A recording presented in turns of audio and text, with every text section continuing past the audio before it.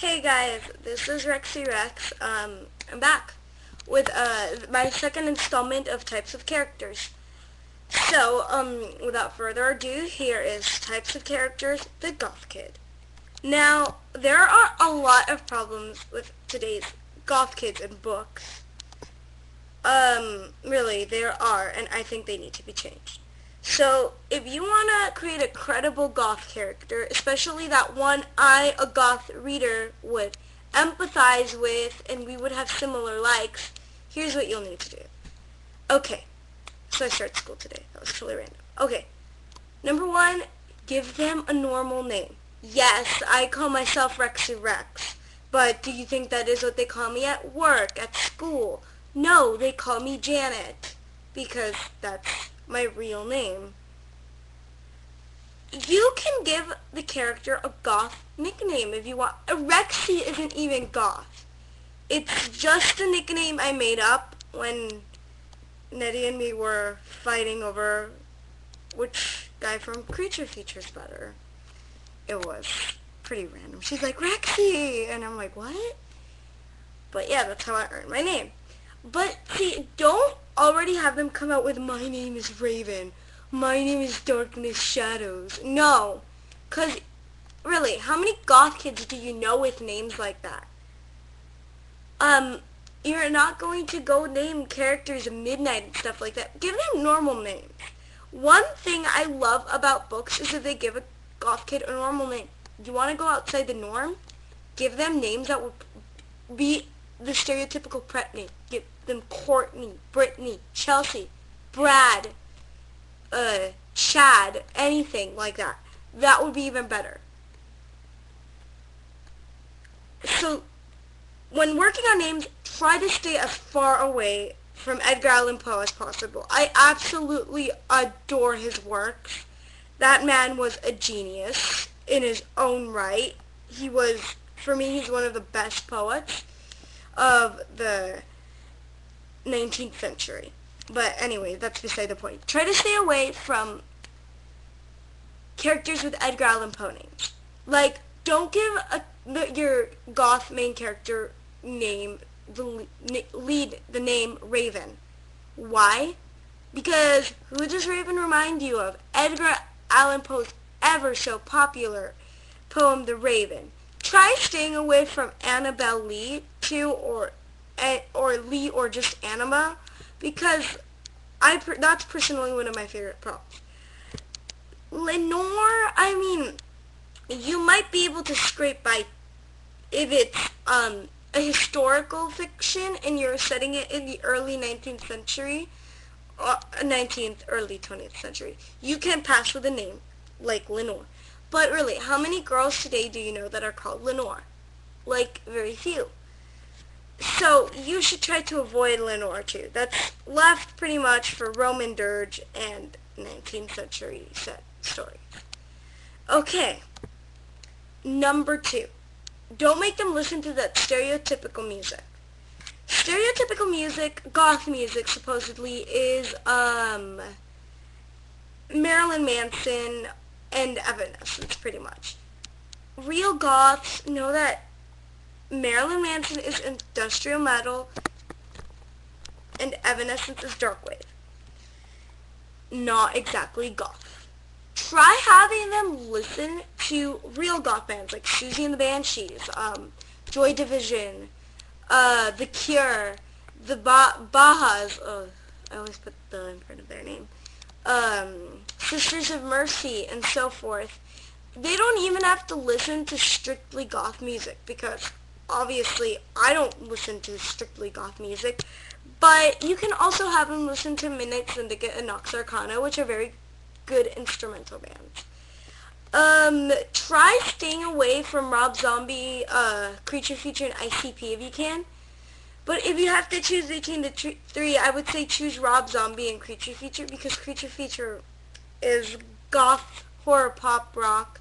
You could even say, I actually looked it up and it said it was goth rock. So you can put them in, and Rob Zombie is like a Halloween singer, and I personally love Halloween, and some goths would, so you can add Rob Zombie in there. You can even add some pop as long as it's not completely mainstream. Like, let's say you like Afrojack. I kind of like Afrojack. His music is pretty bad, but it's danceable. So I like music that's danceable too. Upbeat. I like to be upbeat. Because unfortunately, even though I love coffee, I can barely ever drink it because I get way too hyper. So that's pretty much what amps me up for the entire day. I just listen to one upbeat song and that amps me up. But anyway, that's beside the point. Okay, so now that we've covered music, let's cover number 3. Don't make the person a stereotypical goth. In other words, this person will not be alone in a room writing poetry surrounded by her living dead dolls. Yes, I do have living dead dolls. You can give them a hobby like that. Maybe they like to collect living dead dolls. Maybe they like to collect Johnny the Homicidal Maniac cartoons or something. Maybe they like to collect CD covers. You can have them have hobbies like that, but don't make their hobbies cutting because that's emo, not goth. Emos don't do that. I'm sorry, goths don't do that. We don't cut. You don't have to necessarily make your goth this person who loves tattoos, necessarily. I think they're pretty cool, but I myself wouldn't get one, but I wouldn't mind, any of my friends getting one, because I think they're pretty cool. But anyway, you don't necessarily have to make your goth some tattooed freak, in other words. What I'm trying to say is that don't make them have, tattoos all around their body. Sure, one on their arm or something, that's no problem. You don't even have to give your goths any tattoos, especially if they're in high school. It's pretty much impossible considering that, at least in California, you have to be 18 or older to get a tattoo. I don't know what it's like in your state. But, yeah, that's also a point I wanted to cover. What else? Okay. Number 4. Goth literature. Many people think goths strictly read Edgar Allan Poe. This is a lie. Like I said, I am a Poe freak, but there are some of his stories that they're brilliantly written, but like the Purloined Letter, that I wasn't a huge fan of. So it's not like they have to like every single story. I mean, I find the narrative of A. Gordon Pym awesome. Well, my friend doesn't really like it. She says he's better for short stories. I tend to disagree. But, yes. That's goth literature. So, they can pretty much read anything from horror to fantasy. Doesn't matter. You don't have to make them a Poe-obsessed freak like I am. Okay, last point. What kind of goth is your goth going to be? There are 25 types of different goths, maybe even more. But to my knowledge, I know of 25 different types of goths. From Victorian to steampunk to cyber goth to romantic goth. Those are like just a few of all the different types of goth. So you have to know exactly what your goth is going to be like. For example, I'm going to use a Victorian goth since I myself am one. They tend to wear a lot of Victorian-inspired fashions. Like the males will usually wear vests and dress pants and ties and dress shirts, while the females will wear corset-like tops and skirts and stuff like that.